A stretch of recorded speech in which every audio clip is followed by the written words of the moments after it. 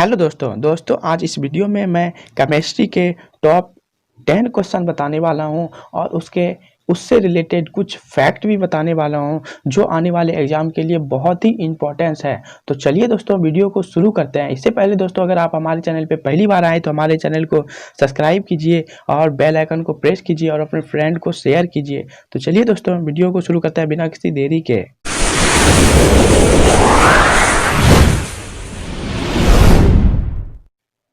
देखिए यहाँ पे हमारे पास पहला क्वेश्चन है। क्वेश्चन कह रहा है अमोनिया के सृजन के काम में आने वाली गैस है। तो हमारे पास चार ऑप्शन दिया गया है, नाइट्रोजन तथा ऑक्सीजन, ऑक्सीजन तथा नाइट्रिक ऑक्साइड, नाइट्रोजन तथा मीथेन, नाइट्रोजन तथा हाइड्रोजन। तो बताइए अमोनिया के सृजन के काम में आने वाली गैस कौन सी है। दो गैस का नाम है यहाँ पे दिया हुआ है, दो गैस का। तो इनमें से कौन सी गैस है जो अमोनिया के सृजन में काम आती है। तो बताइए इसका राइट आंसर क्या हो जाएगा। तो इसका राइट आंसर जो हो जाएगा वो ऑप्शन नंबर डी, नाइट्रोजन तथा हाइड्रोजन। ठीक है, नाइट्रोजन तथा हाइड्रोजन जो मिलकर जो है अमोनिया के सृजन में काम आने वाली गैस है। ठीक है, चलिए इसके बारे में फैक्ट पढ़ते हैं। देखिए नाइट्रोजन तथा हाइड्रोजन के मिश्रण से अमोनिया गैस जो है NH3 गैस बनाया जाता है। ठीक है, नाइट्रोजन और हाइड्रोजन को मिलाने के बाद जो है वो अमोनिया NH3 जो है वो बनाया जाता है, अमोनिया गैस बनाया जाता है। इसके बारे में और पढ़ते हैं थोड़ा सा।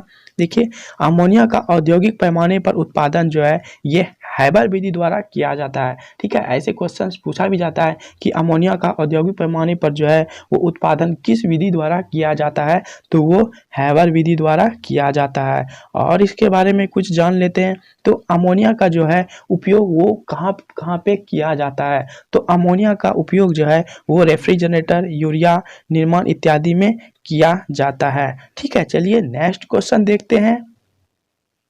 देखिए नेक्स्ट क्वेश्चन यहाँ पे कह रहा है कि पृथ्वी की पपड़ी में विशुद्ध रूप में पाए जाने वाली धातु हैं। तो पृथ्वी की पपड़ी में जो है वो विशुद्ध रूप कौन सा है जो यहाँ पे पाया जाता है। तो हमारे पास चार ऑप्शन दिया गया है, सोडियम जिसका संकेत Na होता है, मैग्नीशियम जिसका संकेत Mg होता है, कॉपर तांबा जिसका संकेत Cu होता है, प्लेटिनम Pt जिसका संकेत Pt होता है। ठीक है, तो बताइए इनमें से पृथ्वी के ऊपरी परत पे जो है वो कौन सा धातु पाया जाता है। तो इसका राइट आंसर क्या हो जाएगा। तो इसका राइट आंसर बताइए। तो इसका राइट आंसर हो जाएगा प्लेटिनम। ठीक है, प्लेटिनम जो है ये पृथ्वी के ऊपरी परत पे जो है ये विशुद्ध रूप में पाया जाता है। ठीक है, चलिए इसके बारे में फैक्ट जानते हैं। तो इसके बारे में देखिए यहाँ पे प्लेटिनम की पपड़ी में विशुद्ध रूप में पाए जाने वाली धातु प्लेटिनम ही है। ठीक है, पृथ्वी के ऊपरी परत पे जो है वो विशुद्ध रूप में जो पाया जाता है वो प्लेटिनम है। चलिए यहाँ पे सोडियम की बात किया गया जिसका परमाणु संख्या 11 होता है और Na देखिए यहाँ के पर संकेत होता है। इसके बारे में बात करते हैं। तो सोडियम का निष्कासन जो है वो डाउस विधि द्वारा किया जाता है। ठीक है, सोडियम को जो है निष्कासन वो डाउस विधि द्वारा किया जाता है। अब देखिए यहाँ पे धोने वाला सोडा या वॉशिंग सोडा का रासायनिक सूत्र जो होता है Na2CO3 × 10H2O होता है। इसका रासायनिक नाम की बात करें धोने वाला सोडा का रासायनिक नाम की तो वो सोडियम कार्बोनेट होता है। धोने वाला सोडा का रासायनिक नाम सोडियम कार्बोनेट होता है और रासायनिक सूत्र Na2CO3 × 10H2O होता है। देखिए यहाँ पे सोडियम कार्बोनेट है। यह कपड़ा साफ करने में कठोर जल को जो है वो मृदु कर देता है। ठीक है, चलिए नेक्स्ट क्वेश्चन चलते हैं। देखिए नेक्स्ट क्वेश्चन कह रहा है जल का शुद्धतम रूप है। तो इनमें से चार ऑप्शन है, इनमें से जल का जो है वो शुद्धतम रूप कौन सा है। समुद्र का जल या वर्षा का जल या नले का जल या आशुद्ध जल, नलके का जल सॉरी। तो बताइए इसका राइट आंसर क्या हो जाएगा। तो जल का जो शुद्धतम रूप है वो वर्षा का जल सबसे शुद्धतम रूप है। ठीक है, वर्षा का जल सबसे शुद्धतम रूप है। चलिए नेक्स्ट क्वेश्चन देखिए यहाँ पे पैरासीटामोल है। पैरासीटामोल क्या है। तो देखिए यहाँ पे एक पीड़ाहारी, एक प्रतिजैविक, एक सल्फा ड्रग्स या पेट का अल्सर बनता है। पेट का जो है ये अल्सर बनता है। तो बताइए कौन सा है, पैरासीटामोल क्या होता है। आपने पैरासीटामोल के बारे में सुना भी होगा। तो पैरासीटामोल क्या है। तो इसका राइट आंसर बताइए क्या हो जाएगा। तो इसका राइट आंसर जो हो जाएगा वो पीड़ाहारी हो जाएगा। ठीक है, पैरासीटामोल क्या है, एक पीड़ाहारी है। चलिए इसके बारे में थोड़ा फैक्ट जानते हैं। देखिए यहाँ पे पैरासीटामोल एक पीड़ा है, ठीक है। यह सल्फा ड्रग एक जीवाणु को नष्ट करता है। इसका निर्माण जो है सल्फर एवं नाइट्रोजन से होता है, ठीक है। ये पैरासीटामोल जो है इसका जो निर्माण होता है वो सल्फर और नाइट्रोजन के मिलाने से होता है। जैसे देखिए सल्फानाइड, सल्फाडाइनिज, सल्फाथोयोजोनम इत्यादि, ये सारे जो हैं वो पीड़ा हैं, ठीक है। चलिए नेक्स्ट क्वेश्चन चलते हैं। देखिए नेक्स्ट क्वेश्चन कह रहा है क्लोरोमाइसिटिन है, तो क्लोरोमाइसिटिन क्या है? प्रतिरोधी है, पीड़ाहर है, या प्रति अवसादक या प्रतिजीवानक है? तो बताइए इसका राइट आंसर क्या होने वाला है। इनमें से क्लोरोमाइसिटिन क्या है? तो इसका राइट आंसर जो हो जाएगा, तो बताइए इसका राइट आंसर क्या हो जाएगा। तो ये जो है क्लोरोमाइसिटिन प्रतिजीवान्विक है, ठीक है, प्रतिजीवान्विक है, एंटी बैक्टीरियल है ये। चलिए इसके बारे में फैक्ट जान लेते हैं। देखिए क्लोरोमाइसिटिन प्रतिजीवान्विक एंटीबायोटिक है। इसका निर्माण जो है सूक्ष्म जीवाणुओं जैसे कवक इत्यादि से होता है। ये औषधियाँ अन्य जीवाणुओं को मार देती है और इसकी वृद्धि को क्या कहता है, रोकता है। जैसे टेट्रासाइक्लिन, जेंटामाइसिन, स्ट्रोपोमाइसिन, क्लोरोमाइसिटिन इत्यादि हैं। अब देखिए एंटीसेप्टिक, यह भी जीवाणुओं को नष्ट करती है। एंटीसेप्टिक का नाम आपने सुना होगा। तो ये क्या करता है, जीवाणुओं को नष्ट करता है, किंतु यह घाव भरने में सहायक नहीं होता है। और जैसे ethyl iodide, phenol formaldehyde, hydrogen peroxide इत्यादि, ये सारा है। चलिए नेक्स्ट क्वेश्चन देखिए। यहाँ पे नेक्स्ट क्वेश्चन कह रहा है वनस्पति घी के औद्योगिक उत्पादन की प्रक्रिया में शामिल है। तो वनस्पति घी के औद्योगिक उत्पादन की प्रक्रिया में कौन शामिल है? वियोजन, अपचयन, ऑक्सीकरण या आयनीकरण? बताइए इसका राइट आंसर क्या होने वाला है। तो इसका राइट आंसर जो हो जाएगा वो अपचयन हो जाएगा। चलिए इसके बारे में फैक्ट जानते हैं।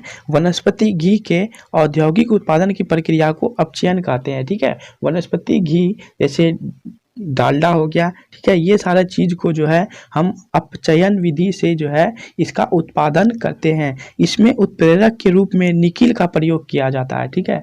इसमें जो है उत्प्रेरक के रूप में निकिल का प्रयोग किया जाता है। और बर्जीलियस के द्वारा जो है उत्प्रेरक की खोज किया गया था, ठीक है। उत्प्रेरक की खोज किसने किया था, ये सब क्वेश्चंस पूछे जाते हैं, तो बर्जीलियस ने किया था। चलिए नेक्स्ट क्वेश्चन चलते हैं। देखिए नेक्स्ट क्वेश्चन यहाँ पे है, कह रहा है रासायनिक रूप से गन्ने की शर्करा है, लैक्टोज, ग्लूकोज, सुक्रोज या फ्रक्टोज? तो बताइए इसका राइट आंसर क्या हो जाएगा। तो सुक्रोज है, ठीक है। रासायनिक रूप से गन्ने की शर्करा जो है वो सुक्रोज है। चलिए इसके बारे में फैक्ट जानते हैं। रासायनिक रूप से गन्ने का रस जो है यह सुक्रोज है। यह कार्बोहाइड्रेट के साथ डाइसेक्राइड का प्रकार है जिसमें दो मोनोसेक्राइड के अणु मिलकर बनता है। जैसे सुक्रोज देखिए यहाँ पे कैसे बनता है, तो ग्लूकोज प्लस फ्रक्टोज को मिलके जो है वो सुक्रोज का निर्माण होता है। तो रासायनिक रूप से गन्ने जो है वो सुक्रोज का उदाहरण है। चलिए नेक्स्ट क्वेश्चन चलते हैं। देखिए नेक्स्ट क्वेश्चन कह रहा है ऑक्सीकरण वह प्रक्रिया है जिसमें इलेक्ट्रॉनों की हानि होती है, हाइड्रोजन का लाभ होता है, इलेक्ट्रॉनों का लाभ होता है, या इलेक्ट्रॉनों की संख्या में कोई बदलाव नहीं होता है। तो बताइए ऑक्सीकरण कौन सी संख्या है। तो इसका राइट आंसर क्या हो जाएगा, इलेक्ट्रॉनों की हानि होती है। ऑक्सीकरण में क्या होता है कि कोई पदार्थ जो है वो बाहर निकलकर किसी दूसरे पदार्थ में समाहित हो जाता है, मिल जाता है, तो इलेक्ट्रॉनों की इसमें हानि होती है, ठीक है। ऑक्सीकरण में इलेक्ट्रॉनों की हानि होती है। चलिए इसके बारे में फैक्ट जानते हैं। ऑक्सीकरण वह रासायनिक अभिक्रिया है, ठीक है, जिसमें इलेक्ट्रॉन का त्याग होता है। मैंने अभी बताया इलेक्ट्रॉन का क्या होता है, त्याग होता है। ये अपने से निकल के किसी दूसरे में जो है वो चले जाते हैं। तो ऑक्सीकरण वह प्रक्रिया है जिसमें इलेक्ट्रॉनों का क्या होता है, हानि होता है, ठीक है। चलिए नेक्स्ट चलते हैं। देखिए नेक्स्ट क्वेश्चन है हाइड्रोजन के कितने समस्थानिक हैं। तो हाइड्रोजन के कितने समस्थानिक होते हैं। तो देखिए यहाँ पे हमारे पास 4 ऑप्शन है, 1, 4, 3 या फिर 2। तो बताइए हाइड्रोजन के कितने समस्थानिक होते हैं। तो हाइड्रोजन के जो है वो राइट आंसर क्या हो जाएगा, हाइड्रोजन के 3 समस्थानिक होते हैं। पहला, चलिए देखिए यहाँ पे इसके फैक्ट की बात करते हैं, कौन कौन से 3 समस्थानिक हैं। तो हाइड्रोजन के समस्थानिकों की 3 संख्या होती है, ठीक है। पहला हाइड्रोजन का समस्थानिक प्रोटियम है जिसमें न्यूट्रॉन नहीं होता। करती है, जिसका रासायनिक सूत्र की बात करें तो D2O डिटोरियम ऑक्साइड बोला जाता है। ये जो है हाइड्रोजन का ही समस्थानिक है। इसका अणुभार 20 होता है तथा परमाणु रिएक्टर में मंदक के रूप में इसका उपभोग किया जाता है। यह क्या करता है, न्यूट्रॉन की गति को कम करता है। ठीक है, देखिए ट्राइटिलियम रेडियम सक्रिय तत्व है जो हाइड्रोजन का समस्थानिक है। ट्राइटिलियम जो भी है ये रेडियो सक्रिय तत्व है जो हाइड्रोजन का समस्थानिक भी है। तो हाइड्रोजन के 3 समस्थानिक हैं, प्रोटियम, ड्यूटेरियम और ट्राइटिलियम। ठीक है, चलिए नेक्स्ट क्वेश्चन चलते हैं। और इस वीडियो का ये लास्ट क्वेश्चन है। देखिए, श्वसन के लिए समुद्री गोताखोर निम्नलिखित मिश्रण का उपयोग करते हैं। जब श्वसन के लिए जो है, जब कोई समुद्री गोताखोर समुद्र में जाता है तो वो कौन सी चीज़ लेके श्वसन के लिए लेके जाता है।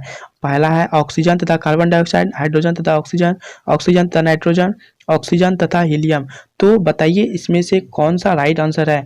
तो इसका राइट आंसर क्या हो जाएगा, ऑक्सीजन तथा हीलियम जो है वो लेके, ऑप्शन नंबर डी, वो लेके जो है समुद्री गोताखोर श्वसन के लिए लेके अंदर जाते हैं। ठीक है, ऑक्सीजन तथा हीलियम।